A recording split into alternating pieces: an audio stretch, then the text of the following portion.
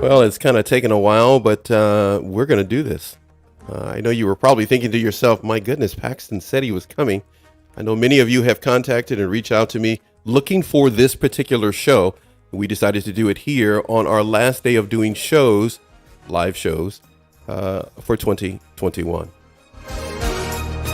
This is Narc Abuse TV Network. All right, that's about as good as you're going to get me to do that. We need to have a serious discussion about addiction and recovery. And we have, as you probably can see on the screen, 4 individuals that are going to help us in this open-ended discussion. So, enough of me. Let's get to our panel.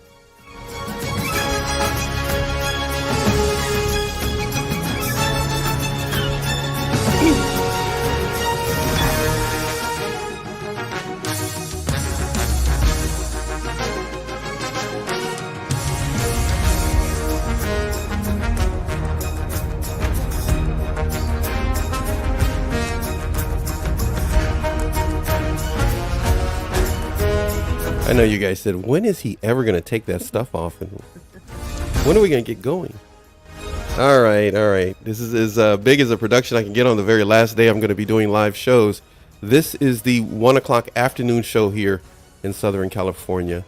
I don't know what to say to you 3 ladies, because our other sidekick is not here yet. Raju's not here yet. But let's do this. Angie, we will start with you, then we'll go to Sarah, and then we will go to Britt. And you can share a little bit of who you are and what you're all about, and I am going to say, let's start right now. All right.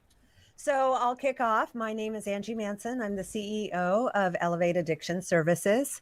I have been in the recovery field for over 27 years, which I know kind of dates me right now, but I'm just trying to own it. Wow.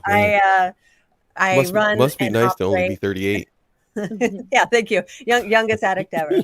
I do run and operate an inpatient residential treatment program, actually a couple of them in Northern California. And we focus on a holistic style of treatment and recovery that is not 12-step based, but more based in mindfulness. Exercise is a huge component, positive psychology, total accountability. It's the full package. And we are also completely drug-free. Like, we don't utilize medications to get people off of one thing to put them on 5 different things. We really try to handle everybody safely but holistically. I also have a podcast that I do every week where we talk about recovery and bring people on that have overcome their addictions and other harmful or hard things in their lives, showing over and over that anybody can do it. That was awesome. By the way, you sound fantastic. I love your studio Awesome, sound there. thank you. That's awesome. Nice setup you got there. Sarah, feel free to go from there, please. Yeah, great. I'm really happy to be here. I'm Sarah Spear. I too work in the recovery and treatment industry. I'm the Director of External Relations for Washington State's largest adolescent behavioral health facility. We serve over 1,000 kids and youth each year. We're fully co-occurring, so really I focus on mental health as well as addiction, substance use disorder. And I have also been in the field, not as long as Angie, but I just have to say you have the best hair in the recovery community. You stole my line. I was waiting to the end to talk about that. Okay, go ahead. Forget 27 years. Your hair is amazing. Yeah.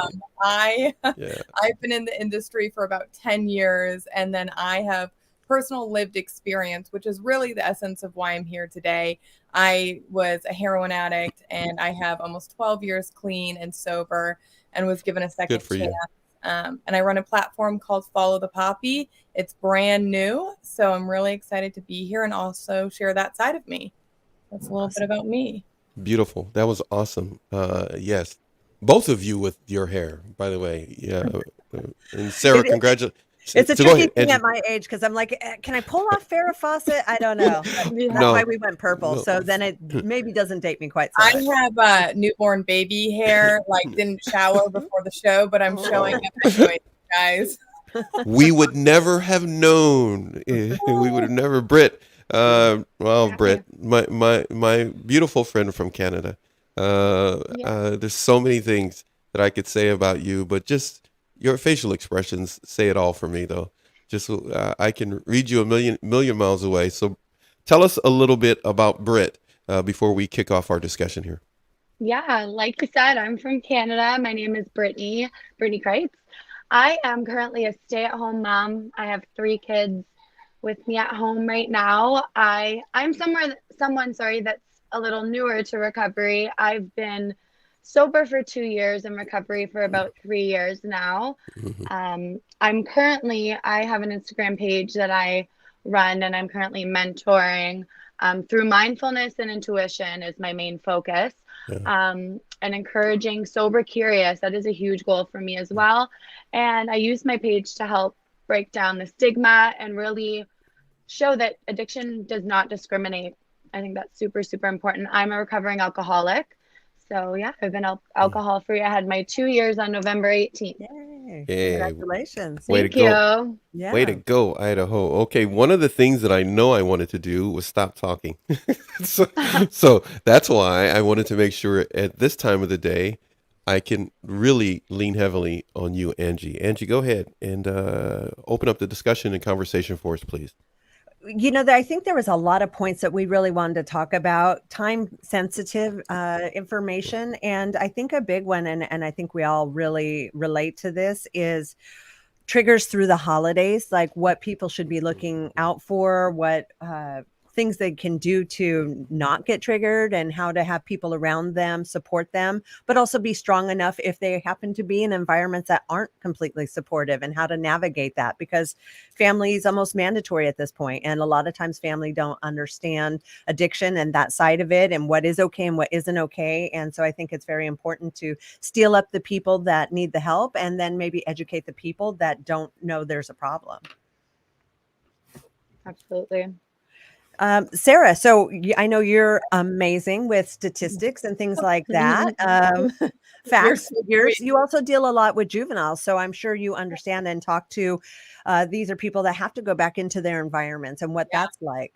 I mean, honestly, just listening to you bring this up and thinking about families, holidays, triggers, I go straight to honestly trauma. Early childhood development is where I go. And that's all for all of us, right? It's for the kiddos that we serve at our facility, but that's for all of us as adults.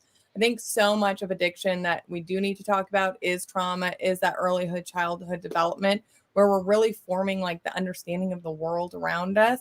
And oftentimes home is not a safe place. And a lot of our issues truly come from our families, for good or for bad, right? Everybody, I believe, does their best.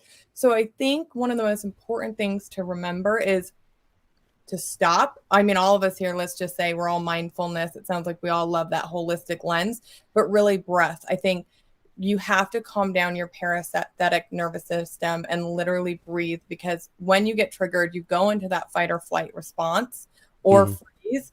And a lot of us have learned to use substances as a way to cope with some of this. So I think one of my first things is if you're going home for the holidays or you have to be around a lot of family and you have those like tense family dynamics, literally breathe before you go in. But also, you don't have to go. Can we just put that out there? Like, I think, like, honestly, you don't have to go. You are allowed to say no first and foremost. And I think that's a word that all of us need to learn. If it is going to trigger you to the point of like misleading your sobriety or your recovery, you can say no, and that is okay. If you decide to go, remember to breathe. Even if you have to go into the bathroom, sit down, breathe, cry, just take a minute. I remember, and then I'm going to pass it to Brittany, but I had a year sober when I first had to go back, and I had a lot of triggering events as a child and trauma, and even just like the stigma going home and having everybody know that I was in recovery. And I blew out hard because I was like a, low bottom junkie. So coming back and just that judgment, I knew all eyes were on me. And I used to just go into the bathroom and I would do that. I would sit and I would breathe. I'd pray. I'd meditate, whatever your jam is, just give yourself a minute to calm down your nervous system. So that's really my number one advice. I love that.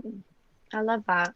And I love that you also were talking, it's not just about people in recovery, because so many people deal with holidays in general. And for me, that is something, I've always really, really, really struggled around the holidays. It brings me right back to my childhood when I built up so much hope. I always had hope, even in the most chaotic of times. And I looked at holidays as hope. I thought, at least we're going to have a great holiday. And I had this, I built up all this excitement for something that never happened. And I just felt so let down by that. And I actually was really, really early in recovery. So I've technically had 3 Christmases in a row now sober. I was only about 2 weeks my first recovery. And I love that you said, like, just don't go, because I realized very, very quickly that holiday, I could not be around alcohol. That was way too fresh for me.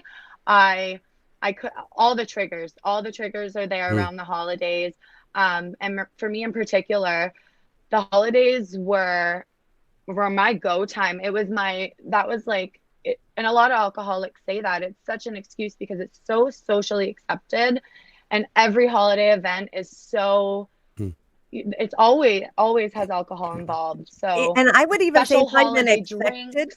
Yeah, I don't mean to interrupt you, but I would say it's not even just accepted; it's expected. Like it's True, expected true. at every occasion Very that true. there's going to be this celebration with alcohol. That's a very great point. Absolutely. And I've also realized as well that over time now I'm comfortable being around alcohol. I can be at events with alcohol, but there's a difference. I can be at an event where there's alcohol present, but I cannot be in an event that ends up revolving completely around alcohol, when the whole event gets turned into just an alcohol event. There's a difference I find, and that goes back to who and what you surround yourself with. Absolutely. I've definitely found over the years, there's people that unfortunately, whether it's just I'm too triggered or other reasons, I can't be around. Right. And family is just such a trigger for me as well, because I do have many family members that are still struggling with addiction. So that's a tough one for me. And I've chose over the years that there are events that I have to miss, unfortunately, but that is just what I have to do. Everyone's different. I like what Angie you just said. I love the fact that you brought it in with Britt, that it's expected. Can we talk about that for a little bit? I just want to throw that out to you, to Angie. I would definitely say I think one of the challenges that people new in recovery experience is their being sober makes people uncomfortable around them. Oh, good point. It almost shines a mirror or flips a mirror on them. And so it creates, just by you trying to do the right thing, it creates an uncomfortableness in them. And so that is also difficult to navigate, because as people who are in recovery, we're looking like, let me fix the damage I made. Let me take responsibility for what I've created. Right. But what we don't realize sometimes, what we're seeing on the other side of it is the reflection in other people, and they can tend to treat you weird and trigger you because they feel uncomfortable. So when someone's trying to be accountable, like what Britt was just describing, it's a social event, but then it turns into a drinking event. It becomes an alcohol event, and now all of a sudden, an accountable person who's trying to put one foot in front of the other and have a stable lifestyle, and lifestyle with alcohol or without it, they're being ostracized, or they're being projected upon with anger because, what'd you say? They're holding up a mirror. This is kind of like Britt walks in, just hey, I just want to hang out with my family. I know they got their issues, but self. And sometimes they don't want to see that. They don't want to see that side of them. And I've also witnessed where people were like, "We'll be supportive of you. We'll stay sober," but then they're so used to not being sober at these events that makes them uncomfortable, because they're muscling through this event where they're normally drinking and enjoying themselves. So it's very interesting that when a person chooses to help themselves, the effect, good or bad, it can create on others. I think that's also because so many people use alcohol as a form of numbing whatever it is that's going on in their life, and they don't understand that maybe they have an alcohol issue, right? There's a spectrum of addiction, and I don't think that's talked about enough. Like, just because you drink every day or you drink at social occasions doesn't might mean you are an addict and need treatment or a substance use disorder, but you're still numbing that uncomfortability and numbing your life with the substance, which is why it's so uncomfortable. It's like the amount of people who cannot actually look at themselves to get some help or take a change. Yeah, it's horrible when somebody comes in and is standing in their truth. And then it's uncomfortable for that person in early recovery. Did you, I apologize there, but by the way, you guys, ladies, excuse me, you guys, you ladies, by all means, feel free to cut me off and cut each other off. I just love it. The audience loves it too, except for those who don't, and then they can always change the channel. But what I was going to say is, when it came to your life, Sarah, did you find the things that you were numbing so that you didn't have to numb anymore? Did you do the work of digging to find out what the things that you were numbing? Yeah. What was that like? So somebody who is going through that now knows that, hey, that's some heavy work, but it may have to be done. Still doing the work. Okay. And I think this is like something that we need to also talk about, because I think there's like this illusion when you first get sober, like I'm going to do all this work and then I'm going to be perfect. But the reality is like, they say this in the 12-step program all the time, but it's like drugs and alcohol is normally a solution to our problems. So for me, I had early childhood trauma. I had some severe PTSD. I don't want to trigger people, but I've had some crazy things, and I can go there. I just don't know how far. No, you know what? They can go look at the show that we did while you were carrying your daughter when you were pregnant, and you did the show. Exactly. Like I was getting triggered when you were saying some stuff, and you were pregnant. I was going like, I don't even want the baby. I don't even want the baby to know this until it's born. I don't want them to feel those emotions that you were talking about. I was like, we need to cut this show off. I was getting triggered. But I've done the work and I continue to do the work. So I think that there's different avenues, and it really, it's like, it depends on what's going to work best for that individual. I'm a really big believer that's like, you have to find and build your own tools. So for me, I did do the 12-step program. I was a heroin addict, but I also was an alcoholic, because substances all do the same thing in the brain. We just like to distinguish it. But I also did a lot of trauma-focused therapy. And so I'm a big advocate of EMDR. If you do have a history of trauma, I still do that today.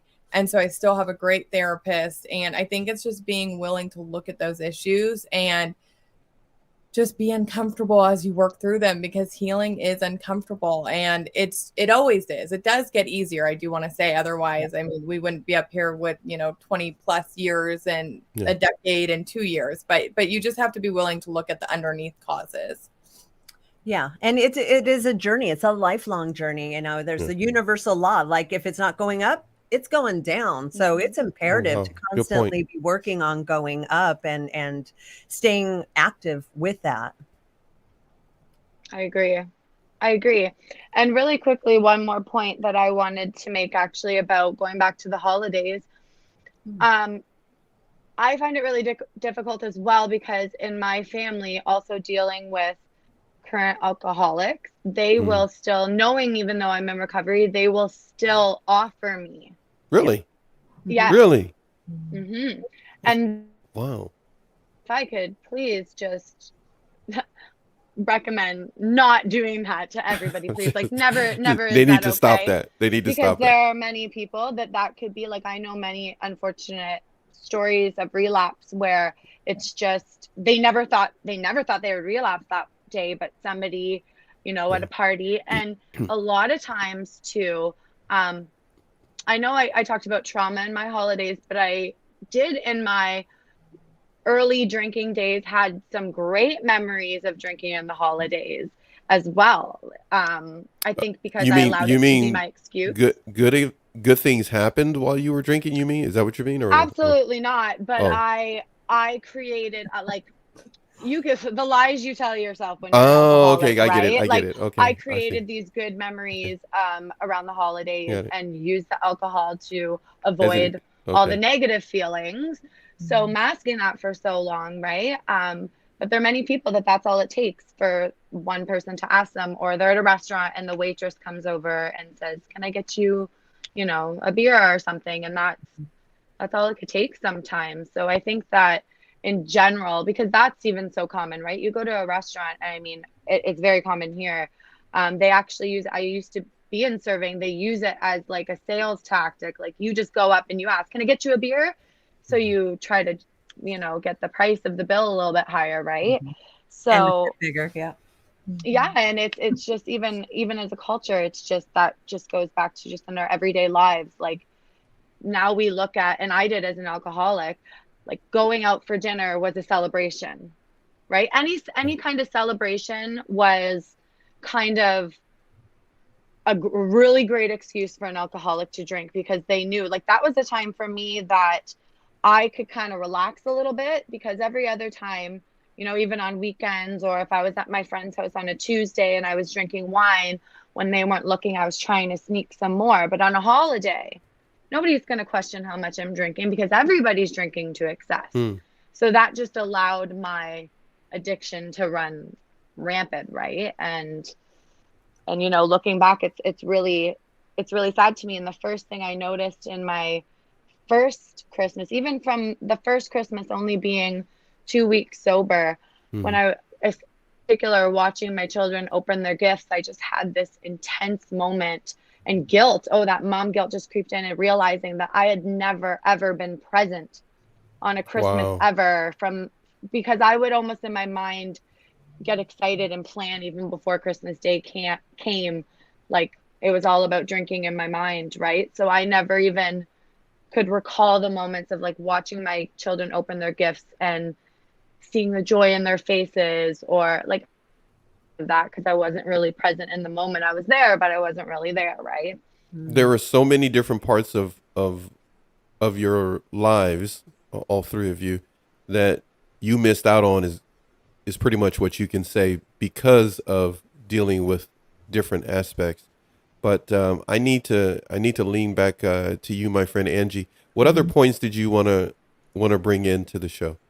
Well, I think the big part is setting healthy boundaries. So like what we were just talking about, I've realized over the years that we have a lot of clients and they're pushing hard to get home for the holidays, and their families want them home for the holidays, and we'll get them into rehab after the holidays. Like, and so it's not, everybody has like so much over attention on the holidays, and it really is like important, you know, when we releasing people back to their families, for them to set healthy boundaries before they go back, if they are going back for the holidays, for those environments. Like, listen, I want to come home, I want to be there, but I can't have alcohol around me. Can we not have alcohol this year? And it is shocking. I can't tell you how many people that have relapsed with their families, because their families misunderstanding of how addiction works thinks, oh, you're fixed now, here, have a beer. Whew. Like, yeah, life is back to normal. You can stop yourself, and you can still be with us, and you'll just stop yourself. You're better. Good. Yeah. And so it's really important for people who are going home to set healthy boundaries before they get there, so they're not put in an awkward situation once they're there, and then possibly even role playing different scenarios and how they would handle it so that they could best navigate the situation. That would be my words of advice, because it's unfortunate how uneducated the families can be as far as knowing how to support them. And a lot of times it's like, you gotta, all those pills in your cabinet, mom, you gotta get rid of those before I come over, because if I'm having a bad time and I'm sorry, didn't even cross my mind. That's a good point. Absolutely. I'm just sitting here like, yes. I see Sarah's like, preach, sister. It's so true. And I think the reality is addiction is a family disorder. Like, it is not just one person. And I think we have a quick fix society, right? Talking about pills, like you have a little headache, take a pill. We're a little bit depressed, take a pill. And sometimes pills are great, right? Like, I'm not anti-medication, but it's like that philosophy of like quick fix. We want it right now. And it's so true, because we find the same things. It's like parents want us to fix their children.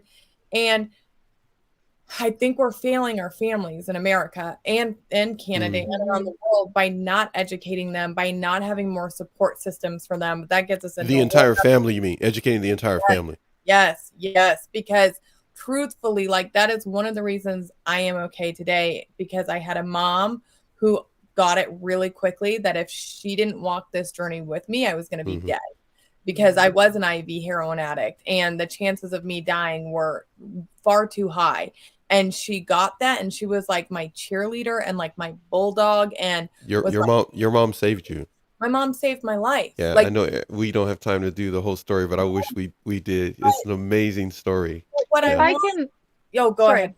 I was No. just going to touch on one thing that it really made me think, because as you were speaking, I was thinking of my father. What I think it is with my father is he, like you said, Angie, he wants me to be fixed so quick because he has a hard time believing that I have an actual problem, because that might mean that he did something wrong. So I think that's a lot of guilt on his part. Like, he has a hard time, my father, really saying and admitting that I'm an alcoholic. And I've said to him, like, Dad, listen, like, I'm an alcoholic. Like, I can never drink again. Like, I'm telling you, you can't tell me I'm not. But he doesn't want to think that makes him judge himself. And that goes back to the mirror self, like we were speaking, right? So, yeah. But I'm very 100%. glad, like, that, having your mother understand that right away. Because I didn't even understand parts of addiction and how to support somebody properly in addiction until I specifically went to drug and alcohol counseling, and they had group counseling and they had a nurse come in who really, really taught us about, like, the science behind addiction and alcohol use disorder. And it really opened my eyes up then. Like, I didn't even know.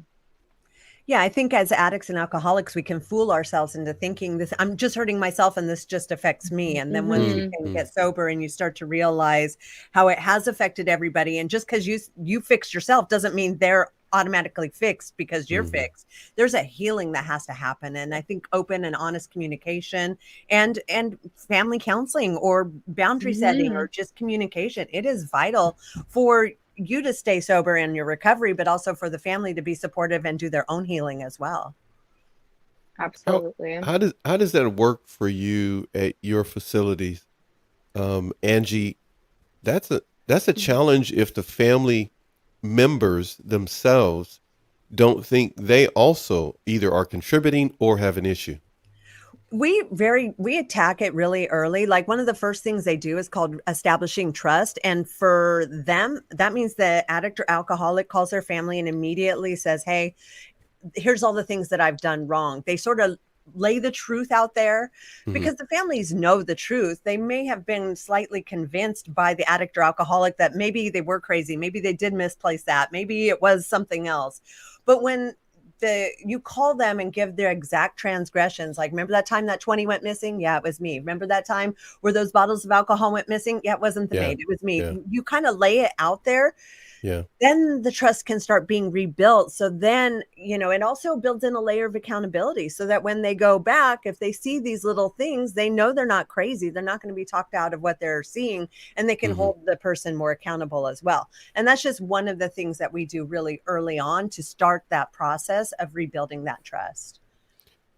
I got something for you on the screen, Angie, for you to discuss with everyone here. We have Amanda, that looks like there, Amanda Tams, if I'm reading that correctly. Anybody want to read that for the group? And then Angie, you can go ahead. All of you can take it from there. I've been in recovery since 2018. My drug of choice was fentanyl. Do you have advice for people about breaking the stigma after rehab? I felt a lot of shame and guilt after I got sober. That's right up your alley. It's both of ours. Britt, you go first about shame and stigma. Absolutely. I mean, it starts, I realized, like, I had so much shame and guilt because that's hard when you get honest with yourself, right? Like, when I was speaking those truths to my family members and everybody out loud for the first time, I was also being honest with myself for the first time. And that is, that's a lot that you have to get through that shame and guilt. I felt so much shame and guilt, especially as a mom, because that was a huge awakening for me. I was definitely not the mother I knew my kids deserved and the mother I wanted to be. So I still a little bit with that as a mom can struggle with that sometimes, just like I said, thinking of the past moments I may have lost. But I mean, the fact that now I am so present. That's something even my 12-year-old daughter speaks about. She notices the difference. She said once, like, you know, you were there, but you weren't really there, because I talked about that before. And she says, and now you're really there. Like I could tell you're happy to be there. And it just, you know, Wow. that's just amazing. And you got to be honest with yourself. I think that it's so important what Angie said, and it's sometimes take saying it out loud to somebody else to be honest with yourself. That's the first step with shame and guilt.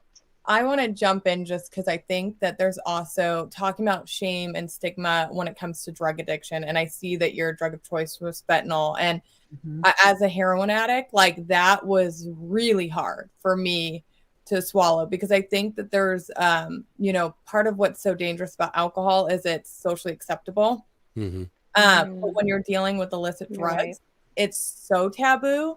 And I know, like I was an IV heroin addict. And so I had track marks from like my toes to my neck.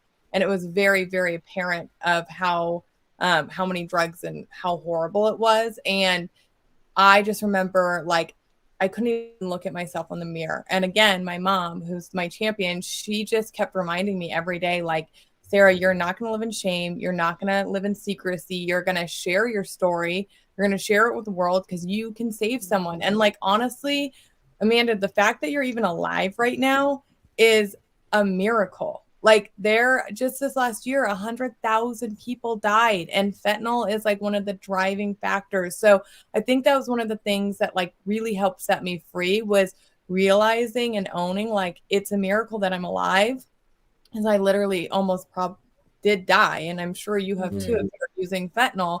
And your story, like, you have no idea who you might help. So, you know, it's like your mess sometimes becomes your message, and it's using that, and that helped save my life. Truly, it was like when I leaned in.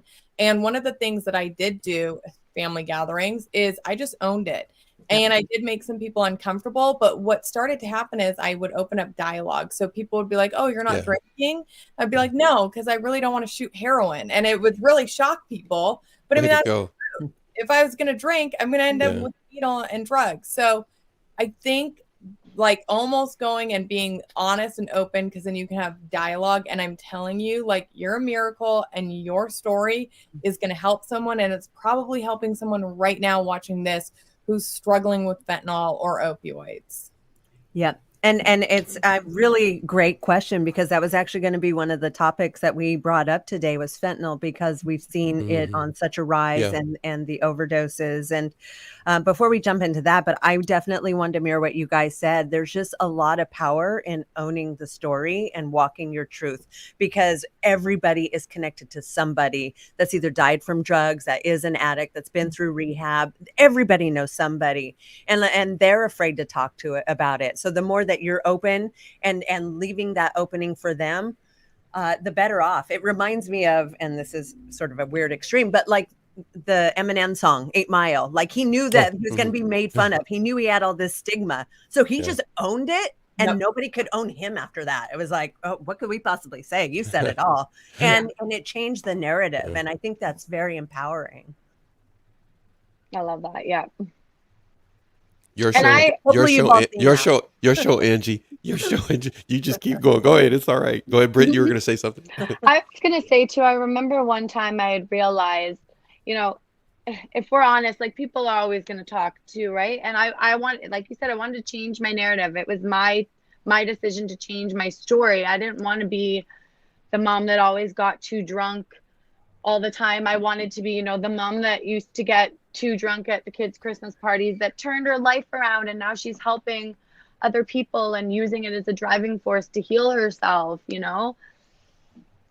You got to change your story. And in your own head too, I had to change my own story, right? Because for so long, my story, I had told myself that my story was, I was an alcoholic, you know? Whether I was consciously telling myself that or subconsciously, that was my story for so long. You got a lot of love on the screen from Amanda. She says, amazing guys. Thanks for the work. You all are doing. Good words of advice. He got a heart too, man. I think that may be one of the first few hearts that we've had here on our show since we moved over from Instagram. Thank you so much, Amanda, for that. You're getting some hearts back, Amanda. What else you got for us, Angie?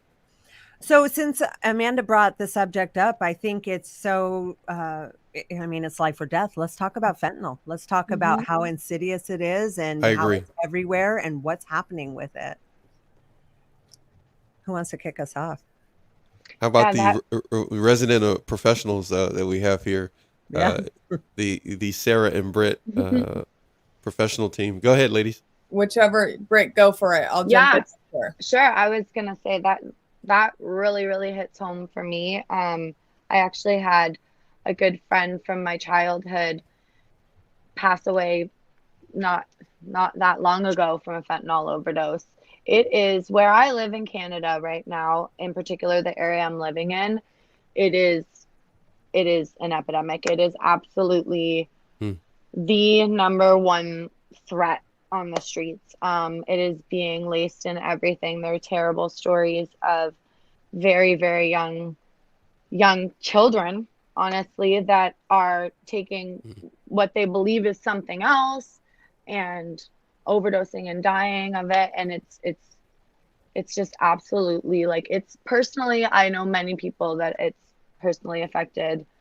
And I'm just blown away. It's happened so quickly here. I would love some insight into, I know you guys are in the States. I'm sure it's pretty similar. Yeah. I mean, it's next to alcohol, it's our number one drug of choice these days. And I think fentanyl? Fentanyl is the number one drug of choice right now, next to alcohol. Alcohol's number one. Fentanyl is probably a good second. And like you, I saw so many people overdose last year from fentanyl. The pandemic didn't help because people could be in isolation and it's a different thing. It has the same effect as heroin. I mean, sometimes even worse, but you don't have to be like that junkie addict to go get it. The kids are selling it on playgrounds. It's just a little pill. It's not this dirty little secret. It's no big deal. They think, like you guys were saying, like, they don't even know they're taking it. They think they're taking a Valium. They think they're taking a Xanax. They think they're just smoking weed. And before you know it, it's laced in everything that they're doing. I mean, it was literally created to be one of the most powerful opioids on the planet. Like, it was designed in the 60s. And the other thing that people don't realize, it's so much cheaper to manufacture. So you have a lot of companies in China that are actually sending the materials to cartels in Mexico and then coming across the border. And so it's like this international kind of like drug money that's driving it. And the thing that's different, because the same thing happened with heroin for the last like 10 years and fentanyl's taken over, but you're not dependent on a plant. And it's that mass manufacturing that's driving this. It's cheaper for the materials. And now you're having kids, like 16-year-olds, manufacture it in their cars, like methamphetamine. Man. So it's just the amount of profit. I know, because I do work with the DEA on like projects, because opioids is really like what I focus on. And even in Washington State, it increased 400%. Wow. I mean, it's like that's crazy. And a DEA agent who's been in the field for 30 years said that this is legitimately the scariest drug and circumstances he has ever seen. And 100,000 people dying, that's never been recorded in the United States. Like, that breaks every single record. And the last thing I have to say is social media, which we're all on right now, kids are they're buying drugs on TikTok. Like, you can buy on TikTok. Drugs. Yeah, like you on here. Like, people are buying drugs online. On YouTube, TikTok, all these different social media platforms. Yes. We're talking about fentanyl right now, but we're going to give a much love to the man, the myth, the legend. Raju is in the house now. The father of the year is here. No, just I'll get you some props with your wife, man. Good man. So everybody's giving you some love there. Angie is guiding us through different discussions. Right now, we're talking about fentanyl and the effect that it's having. but I know you have your perception shifter hat on to give us some advice on that as well. Yeah, and And why don't you introduce us and let us get to know you a little better, Raju? Okay, well, let me just begin with the fentanyl. I have no idea about. I've never touched that myself. I don't think it's even in the UK. I don't know, but I do Wow. know it's a lot in Australia and in America. I Yeah. believe. Yeah. But yeah, I'm Raju. My real name is Raju Patel. And yeah, I was on crack and heroin for a good 8 years of my life, and then joining on to 10 would be alcohol and cannabis and stuff as well. But yeah, but since I've been clean, I've noticed that there is a lot of people that need help that are in the same position I've been, just like you guys. And yeah, it's good to have being on this network with Nice Abuse TV, to doing this for doing this show. So I'm really grateful for you for doing this for people that are out there and for us to bringing us together as well. Yeah, thanks. Yeah. Awesome. Great to meet you. Yep. Nice Thanks to for meet being you. here. I don't even know who he is. We've already done stuff together. I don't even. Go ahead, Angie. What else you wanna do for us, my friend? You and Sarah, and Britt and Raju. Well, I think I would like to just continue the conversation about fentanyl, just because it is so big, and we need to be aware of it as parents. It's difficult because, like I said, the kids aren't disappearing into the streets. They're getting it in the schoolyards. They're getting it on TikTok, and there's a lot of awareness that needs to go into it because of the availability and how deadly it is. So if we can just delve into that a little bit more, just to maybe make people understand, because I feel like I've done several shows and people are continuing to be like surprised and blown away at how bad it is. Like, a lot of people don't realize how bad it is, and due to what's happening in the world, nobody's talking about it. It's just not Yeah. being discussed in the manner that it should, to the degree that it should.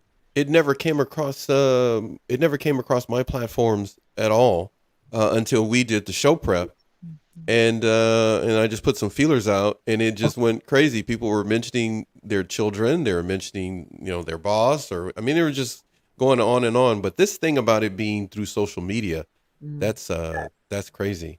Go ahead, Sarah. Yeah, I mean, so one of the projects that I'm working on right now is a fentanyl specific group with, like I said, DEA and different stakeholders in the community to bring awareness, right? So we're trying to create educational materials for schools, for parents, for leaders in the community. But the thing that is so dangerous about it, I mean, Raju, I was also a heroin addict, right? So it's like, this is laced in everything. And Brittany said that. So a lot of people don't know that they're doing it. And so that was kind of one of the issues too, as the drug trade started to manifest, right? It went from Afghanistan and heroin, and we saw that just like rip through the world. And then manufacturers, like I said, it's cheaper. So they start cutting it with heroin, and then they start cutting it with pills, and they can take like this much and manufacture it like 10 times more than they could with other like Oxycontin or heroin.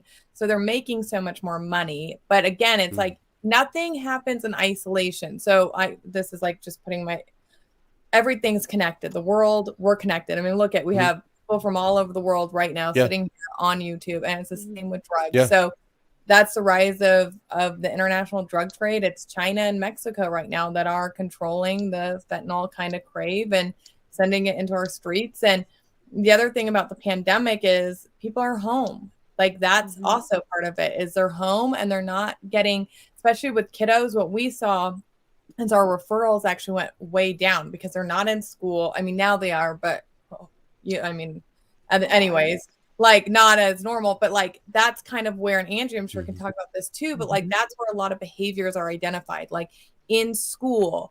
Or, at basketball, the coach notices, because the reality is like parents are busy or parents have issues, but really it's like, I can't stress this enough. It's never been more important to know what your kids are doing.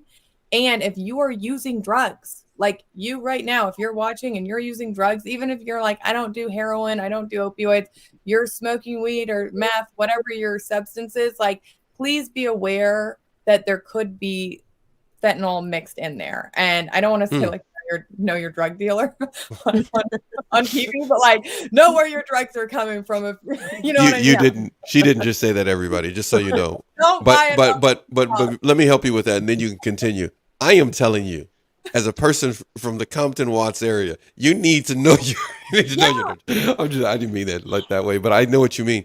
You're getting stuff handed to you. And it's a serious slippery slope, right? You're saying 100%. Well, and you know, you gave a story, and I have a dozen of them from last year too. One of my staff that works in my detox area, he was big into heroin pills, started getting into fentanyl. His cousin went to the same dealer he went to get some Xanax, thought it was Xanax, was fentanyl, dead, 19 years old, 18 years old, 17 years old. It's happening all the time, and it's bad. And we need to bring more and more awareness to it, because they don't even know they're doing it. That's the thing that's scary. Even here in Santa Cruz, we had it being laced in the weed. So the kids were just getting weed from the streets because the dispensaries are expensive or whatever it is.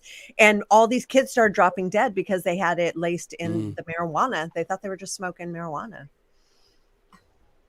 Raju. I'm sorry. No, it's okay.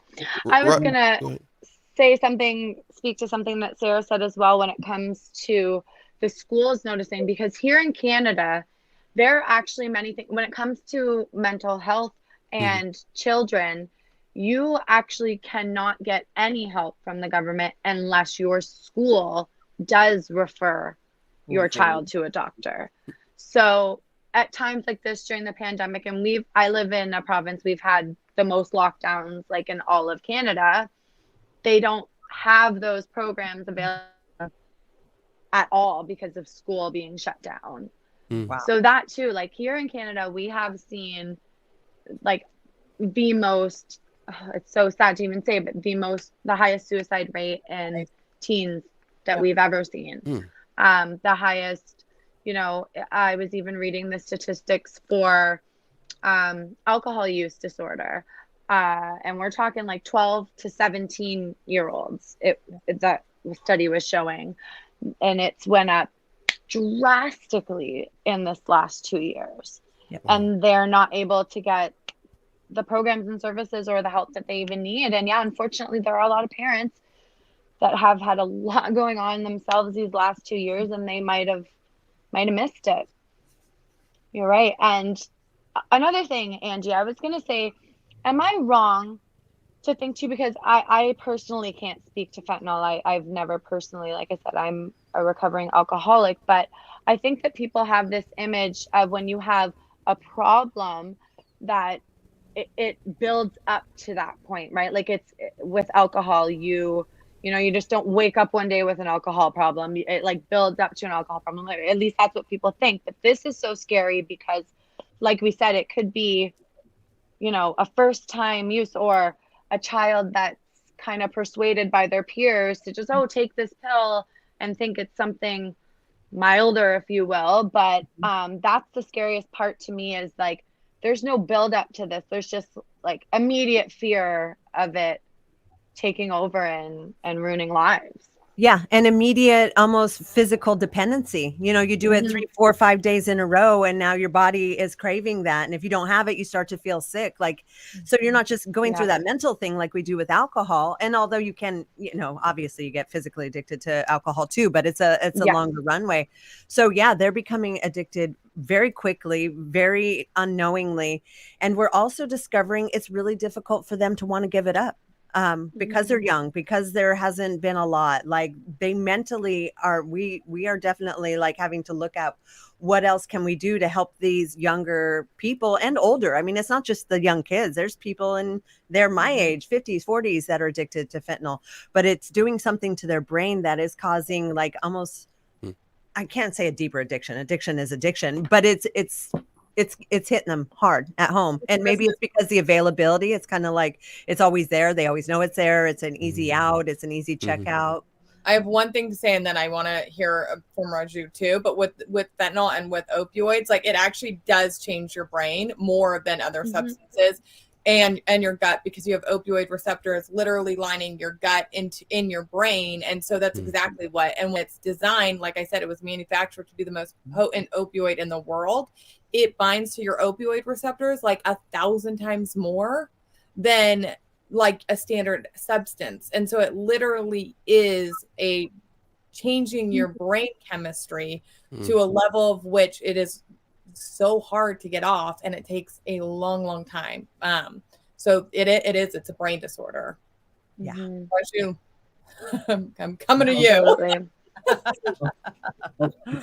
Hop No, to it, I- young man. Hop to it, young man. Them women called you out, man. Let's get to it.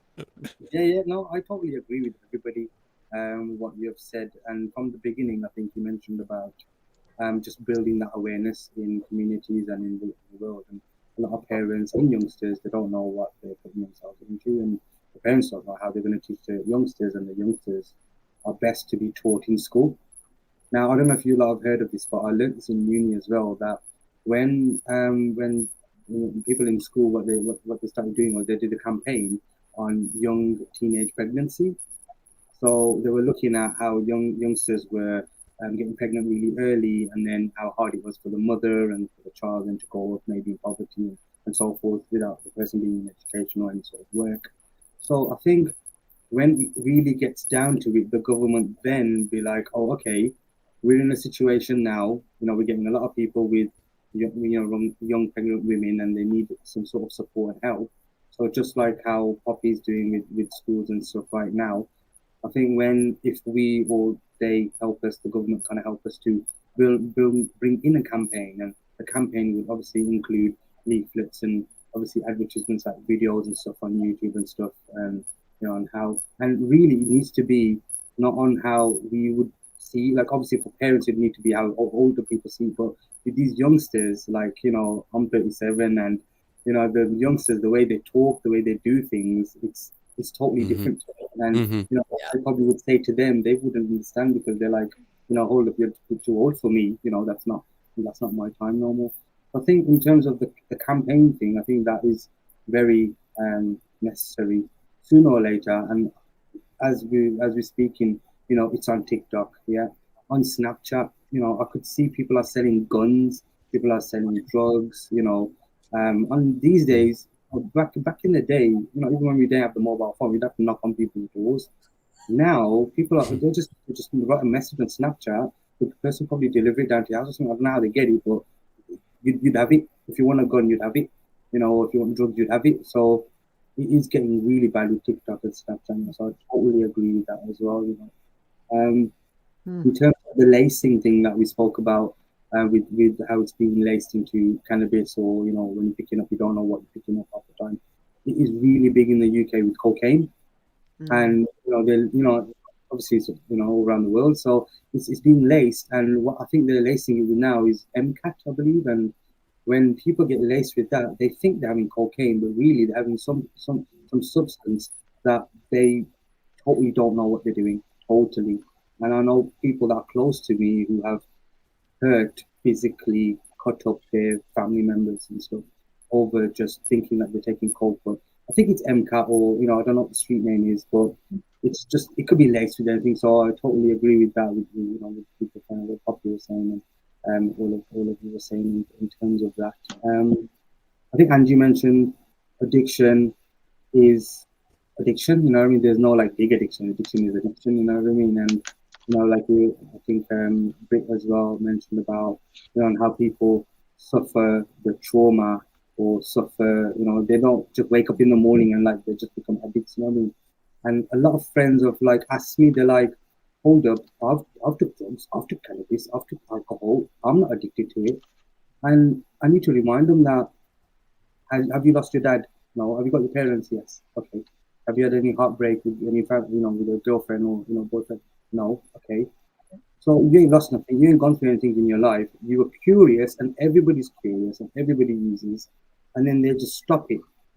But if you needed to self-medicate for any reason, then you wouldn't stop it. You would continue.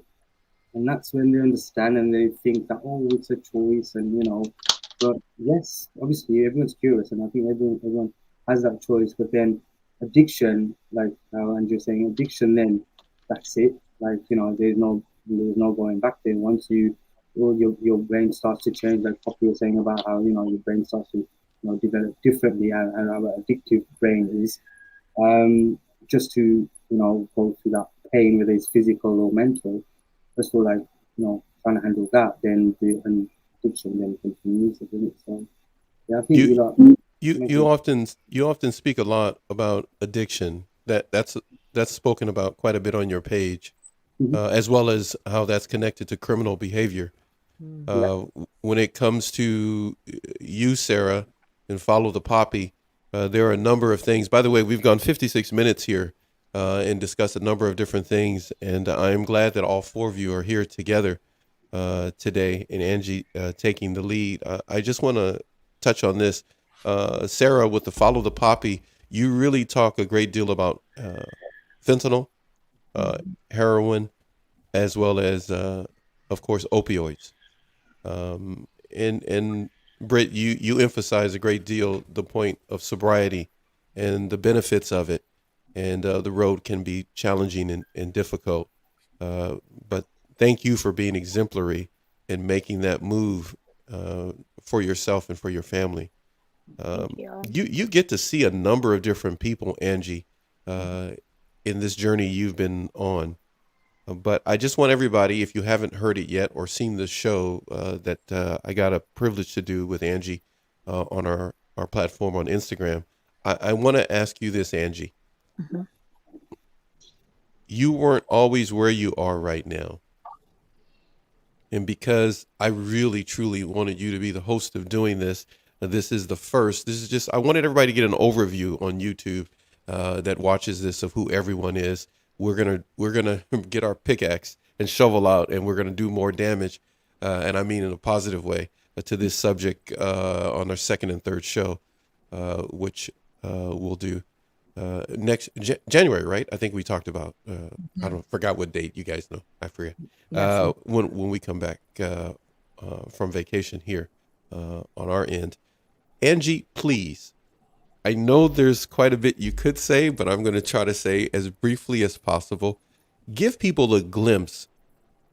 You weren't always at Elevate, and Yeah. it's a very interesting story. Everybody, you just have to watch the show when I upload it here to YouTube. But tell us a little bit so people can understand this process that we're talking about of recovery. We've talked about addiction. Let's talk a little bit more before we have to go about recovery. Yeah. So for me, I was raised by a single mom, and I'll just give you the really shortened version. She worked two jobs to support the two of us. And so I, at a very young age, at 11, was considered a latchkey kid. So I took care of myself. I got to school. I got back from school. I had a lot of freedom. And unfortunately, I got into a lot of trouble at a very young age. And prior to turning 18, I was arrested 7 times. I was in rehab. I'd had some bad stuff happening, but I was able to get myself through high school somehow, some way. But I continued on, and after I was an adult, I had a job, and I was allowed to rent a car. It was a rental car place, and I kind of stayed too long, and I crashed it, and I got myself in a lot of trouble, and I was facing 10 years in prison. And even facing 10 years in prison, after all the trouble that I'd gotten in, I was still in quite a big element of denial that I had a problem. I was really young. I was 21. I didn't think that it was much of a problem. There was just a lot of denial there. And so I went through a program at that time, really just to sort of appease the courts and get out of going to prison. But it was that journey in the process. And for me, the being very fortunate to have a judge who leveraged a pretty harsh consequence hanging over my head that sort of forced me to stay put and really start working a program and learning that I actually was an addict, even though I was only 21, and it can happen very young. And I've kind of put ever since. That's why I have 27 years. I never left. I was in fear of leaving because I thought I'd end up in prison, but then I found my passion and purpose for helping others and sort of worked my way up the ladder from there.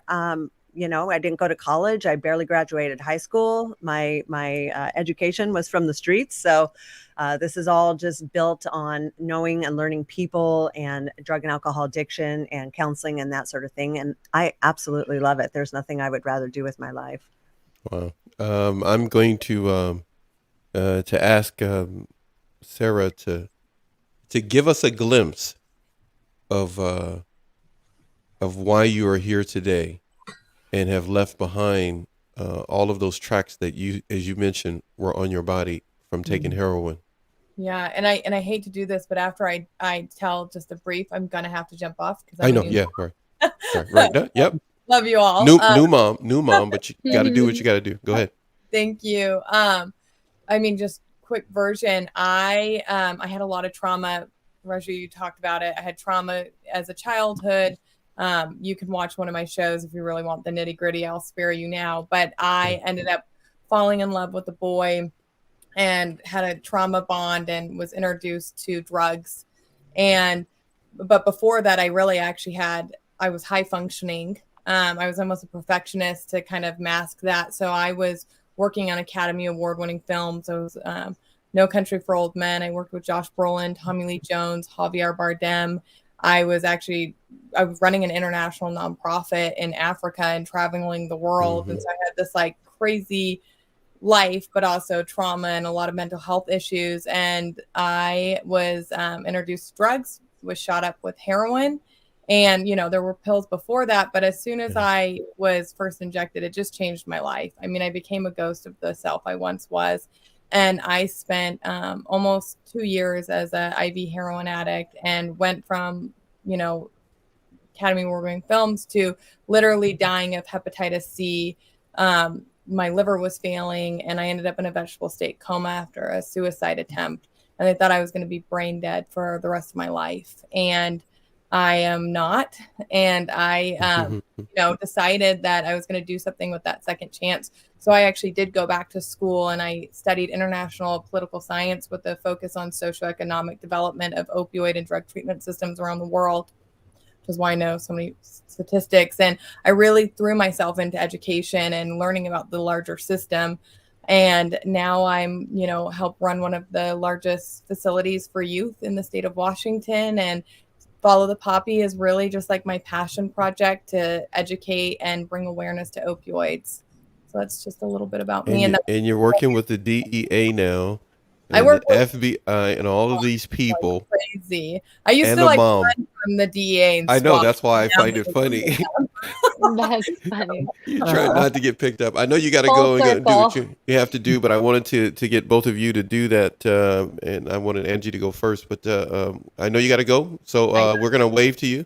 Goodbye. Love you much. We'll get together so we can see you for number 2. Thank you for being here. Bye, guys. Brett, you, on the other hand. Oh, missed it. You missed what? Oh, you're going to take the picture. Oh, I'm so sorry. I should have told her. I was like, I'm going to take a picture. And you know what? She took. I don't know if you. We'll get the screenshot. Yeah, I'm sure we'll get it. We'll get it. Yeah, you get the screenshot. You young people, you know the high tech way to get that. So, Britt, tell us a little bit about you when it comes to recovery. You want to know how I got here? Is that what you're asking, or? Yeah. Okay. how'd you become Britt? Back to the basics, Britt. Yeah. So that's actually that's a huge part of my story because my addiction stems from a lot of childhood trauma, but also a lot of it was I never ever basically I always was shrinking myself, right? Like I never used my voice. I never believed in myself. I was a chronic people pleaser. I just seeked validation in every single thing I did or said. And I never did anything or knew how to think of myself, which it just led me to live a life that I didn't want. Like everything about my life was more to seek validation from others than it was about like who I truly wanted to be. And I didn't even know who I truly was. I never thought, like, even when it comes to my Instagram page, like that, a huge part of that for me is learning about who I am. You've said it before, like I almost have this like silly childlike quality. And that's something that I remember from being a little kid. Like, I always wanted to be so silly, and I never could. Even my father would always he would always tell me to be quiet, and I was embarrassing him. So I was never able to, like, even be that silly little kid. So now to do something and to use my page to kind of like bring out that side of me is so important to my healing process and healing my inner child, and still figuring out who I am and figuring out my voice and figuring out my passions and my dreams. And I mean, like, it's led me to figure all of those things. And for me, like, I would not be able to do this, especially in these last 2 years, if I didn't reach out and look for a community. And I'm so grateful for my Instagram community, all my social media communities. If I didn't find that, I don't know what I would have done. So for me now, it's about giving that back. I really want to mentor people and show people, like, for me, it's about truly to following your intuition. I never followed my gut. I followed what everybody else thought I should do, or what everybody else said I should do. Since I've been following my intuition, following my gut, you know, trusting the universe, the most amazing things have happened. If I just want to teach people to do that, I always think with my daughter, especially, like, that's such a mission of mine, because I don't want her to be 30 years old when she has to figure out who she is and what her voice is. So I have a question to ask. I have a question to ask you before we're going to be ending the show here in a little bit, and I have a surprise that I want to share with all three of you. It'll look familiar to Angie, but I'll put it up on the screen, and then we can talk about it on our way out. But I really wanted this to be where everybody got to meet you, all of you, for those who need to reach out to you. So I wanted them to get a glimpse of and a slice of who you are. But I want to ask you this, Britt, before we move over to Raju to share a few things before I put this image up. Britt, if you had to give advice to the younger you, just two things, not three, not four, not five, just two simple shrink wrap things to the younger you, what would you say to her? The number one thing I would say is use your voice. I always kept quiet. I didn't use my voice with my parents. I didn't use my voice with my peers. I didn't use my voice, you know, in school and my doctor's appointments, anything. Use your voice and trust your gut. And that goes both ways, because even in addiction, I didn't trust my gut. Like, those little, you know, those gut feelings, those shoulder taps, knowing that I was an alcoholic, you know, of course, that was easy to ignore, right? You have to trust yourself. You have to get to a point where you can trust yourself and trust your decisions. I think that's just the most important. Thank you so much for saying that. Raju, you're a man who always loves to be in the light. So you must be getting near bedtime, because it's dark over there, man. So I'm teasing you. Words of advice when it comes to recovery. We all experience trauma in one way or another. Yours, that you touched on with me, had a lot to do with when you experienced death in your family. Share a little bit before we all have to go here. We've gone an hour and 9 minutes. Been a really great opening discussion. Share a little bit, please. So I think my trauma kind of started when I was 14 years old, and you know, I had to face a loved one go instantly. I didn't get the opportunity to say bye or nothing like a lot of people do get. You know, I'm not saying that a lot of people don't, but you know, a lot of people do get that time where, you know, you spend time. But at 14, you know, I was 14, I didn't get that time with dad. I think the last words I said to him, I think I did swear at him. Oh, wow. Okay. You know what I mean? And then I just remember the hospital people taking him out. And I think at that time, because I was so young and I was still developing, I didn't know, you know, what was going on. I was totally confused. So, you know, that I might come back, might not. You know, accepting, can't believe it, what's going on. But then that time at 14, I started smoking, I started drinking. At 16, I started taking heroin, cutting heroin because I was used to it. And I just didn't know, like, this is what I really want people, people like me to be out there to just help people and tell them that, you don't know what you're doing. You are just self-medicating, just to get better, And at that age, I wouldn't understand. Obviously, you tell someone that's on, above probably 25, 30s, depending on their maturity, they'll understand life, that this is how life works. People come, people go, it happens, bad things happen. You be developed and, you can let go of the past and you can move on forward to your life and carry on with your work and stuff. But at that age, I did not have a clue on what I was putting myself into. And then when I got to like 19, I decided to like change my life, but I then had to go through probably another 4 years or so in a tornado, in a total mess, and I didn't have a clue, and I didn't even know that it was trauma, not until I got to rehab, and I was in tears most of the time, because I didn't have this drug now or drugs, even substitute drugs. I'd always use something. I didn't have that there with me, and I had to face my demons. I had to face what was inside of me, should I say? But because I was locked up, it was more easier. Locked up meaning as in the rehab facility where you can't use drugs. It was more easier to face them.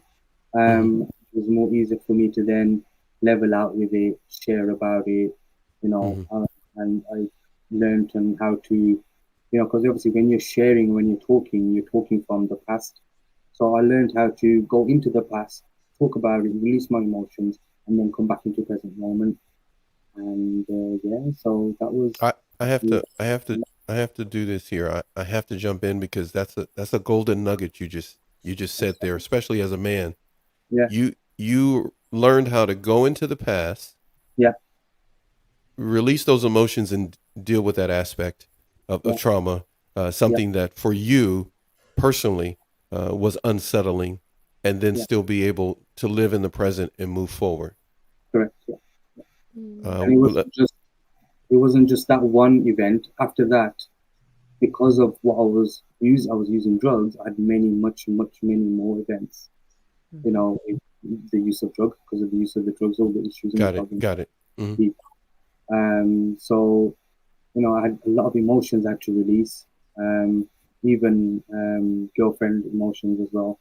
So all of them emotions, they all were trapped within me, and obviously the main one was obviously my dad. But then because what happened was, I used to share, I used to cry and I used to share and stuff, but he never used to go, he never used to release. I just used to let it out and be back to square, and I'd always be depressed. That was my best state. I'd love to just be, that self-pitiness and self-consumption. You kind of went back to that state of being depressed, which was your square one, and then the cycle repeated itself per se, or you just never made progress. No, it was continuation. So I'd always stay, in depression. Like I'd always be sad, even though I'd get something good. I'd always see the negative side of it. So I'd always want to be, even though you did something good, about it because of all the. Wow. Even though I did something good. And then one day I seen. Sorry. No. I was actually. I wanted to do something here before you go any further, because we're going to be stopping the show soon. I want you to actually I'm gonna say three of us. I'm gonna put Angie on the hot seat. I was gonna do something here, but I just got to ask you this because of what he just got through talking about. Oh, boy. I didn't know you were gonna do this right now. This is similar to what we were doing on our private show that we did, you and I, Raju, which was really good. Great responses getting here on YouTube. But Angie, I need to turn to you real quick because of some of the things that he said.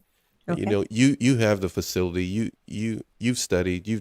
You've dissect some of the things he said, because you meet people who were at the stages he was at. Excuse me. Mm-hmm. Excuse me. You meet a number of people, young people, who go through this. Yep. Raju has, past that point that he's talking about now. Yeah. Words of advice. Dissect this for us, what we've just heard. If anybody sees this, or they pass it on to their children, if a parent sees this show. Well, the one thing I heard, and there's similarities with all of us, you've got to handle that trauma and whatever that looks like, whether it's, writing it all out, confiding in a counselor, working through it, going over it so many times where it literally discharges the energy that's holding it in place. Like there has to be an addressing of the trauma. But I think coupled with the mindfulness is just key, because what you don't want to do is get stuck in that past. And I think that's what happens to a lot of people. You see it at meetings, and again, this isn't slamming meetings, but they sort of tell their war stories, but it kind of anchors them in that past as well. So I really think like having a good balance between mindfulness and being in the present and understanding what's happening so that you can objectively look at those things in the past, but then come back and be in the present as well. That was like one of the big key takeaways that I saw. And I also enjoyed, and I just keep looking at your name, the perception shifter. Yeah. So much of it is changing that narrative of Yeah. how you are looking at things, where you're not the victim of these things, you're creator of what's happening, and you can be the creator of your own happiness as well, just by switching your perspective about things. How does Amen. how does a person begin to, I know we did not discuss this and plan this, but now we're going to go full live unscripted. How does a person begin to take one or two steps, there may be many more, at your facility, or just as the Raju does with his videos and the information he puts out? How does a person begin to shift their perception and not just keep getting stuck in telling war stories? I think a lot of it, I mean, I wouldn't recommend necessarily trying to do the work on the own, but a guided way to get through it. There's experiential workbooks, there's mindfulness workbook for addiction. There's means of getting yourself through, just really looking at the reality of the situation from a view of, again, this didn't happen to me. It happened. Sometimes it really sucks and I didn't deserve it, but here's the reality. I'm not going to be the victim of it. And then working on personal accountability and responsibility, that alone can like start to shift the perspective from being the victim of a disease and put you in control over your addiction. But again, I would recommend working with somebody, working with a program, working with a sponsor, working with a therapist, because sometimes we need somebody else sort of being that Jiminy Cricket on our shoulder saying, Okay. remember how you just said this? Like, is that really what it is? And somebody that is capable enough to sort of call us on that record or that tape that we've been playing over and over again in order to justify our continued use. If they don't break the tape, they're not really going to make any progress, right? If they Right. don't break that cycle. 100%. And they are at the center of the cycle, even though they may not feel like it per se, because they can call it to quits. They can stop it. I'm going to do something here before we go, and then we're going to all say goodbye here. Let me grab this here. Let me put it up there for a second. We're going to do that. You guys get to watch me play with my toys here. This stuff I didn't have when I was on Instagram. And I'm going to put something up here on the screen. Hopefully everybody can see it comfortably.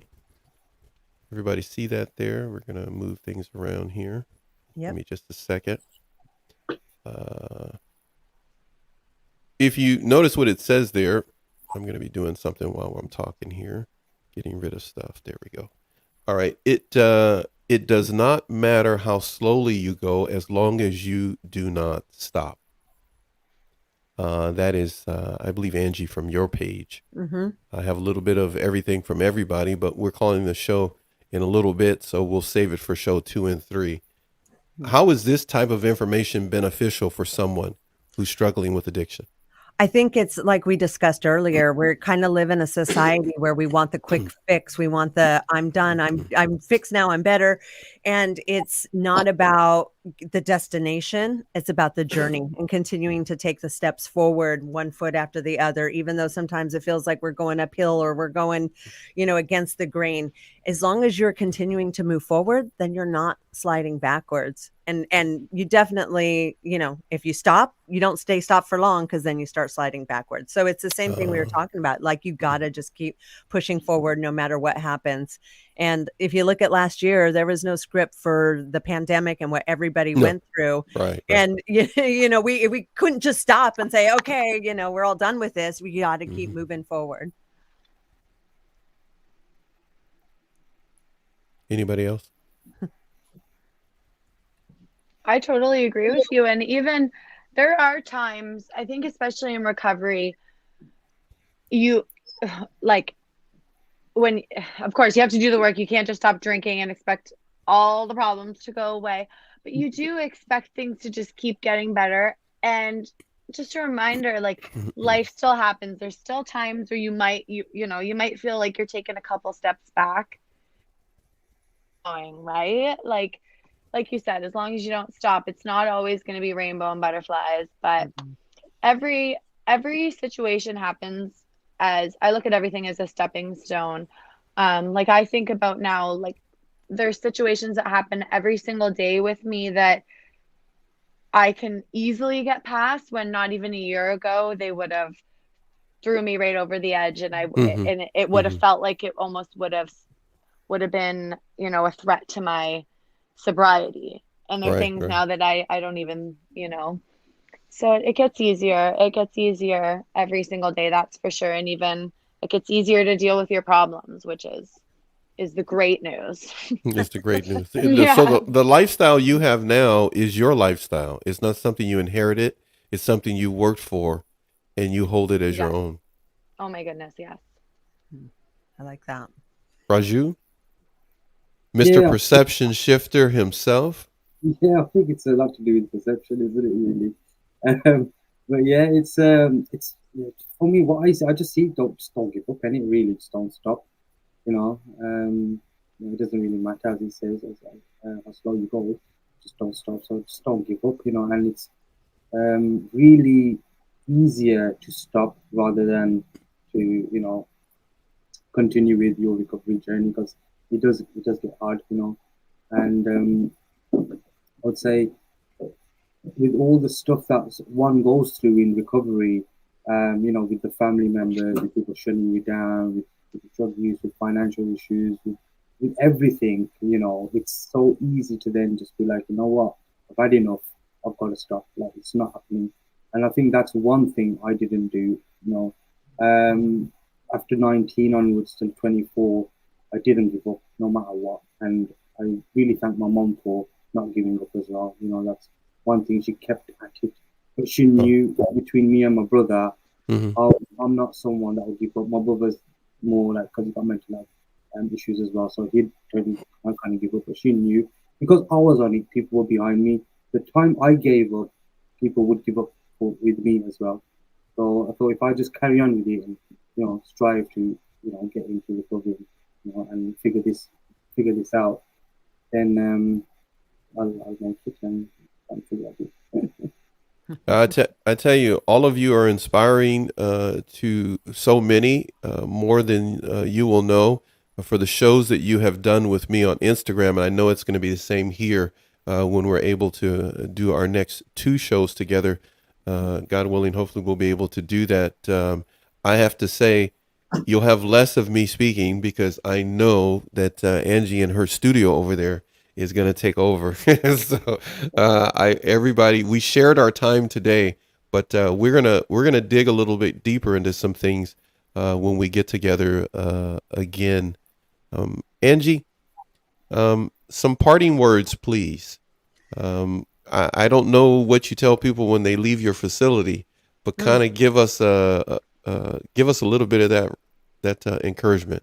So I think the number one thing I tell people is, just because you changed, the world didn't change. So don't go out there and think just because you got sober, all of a sudden, that's good. Like Britt said, there's rainbows and butterflies and life is great, because it just doesn't work that way. In fact, it kind of sucks. So just be prepared for the worst, hope for the best, but do the work, and just know it's not going to be easy. There are better days. And as Britt said, the longer you do it, the easier it gets. And I think perseverance is the key. Like you put up that thing about me not stopping. That's been my goal, or that's why I'm still here 27 years later, is because I never stopped. No matter what came in front of me, it's like it wasn't an option to stop. And so you just find new ways to overcome new difficulties and keep searching. So yeah. Thank you so much. You're an amazing leader of people through your facilities, because I had someone tell me that I guess they reached out to your facility, and I don't know, they must have had somebody that they were trying to put into the facility, and they told me that they had a good experience. I don't know how it transpired. I wasn't going to get into their business, but they saw you on the show. Oh, awesome. And you're Santa Cruz, I think. Where is it? Yeah, Right? that's Yeah. one our main facility. Yeah. But you have more than that. You have other South facilities. Lake Tahoe too. Yeah. Yeah, that's right. Right. Britt, you're holding down Canada in your yeah. province over there. So make sure you keep an eye on it. And Mr. UK himself, Father of the Year, Husband of the Year. You want me to just keep going? Your wife's listening. No, I don't have a child yet. Yeah, you better take the trash out, man. So yeah. All right. Thank you, everyone. We will see everyone again. Thank you for joining us. We appreciate it. Paxton out. We got a couple more shows left here today. Last day of shows for us before 2022 at 4:00, and then again at 7. Thank you, everyone. Angie, you were awesome. Britt, you were awesome. Sarah, awesome's not here, but hey, thank you, Raju, for coming in and being awesome as well. Thank you, everybody. See you Thank later. you, guys. Bye. Bye.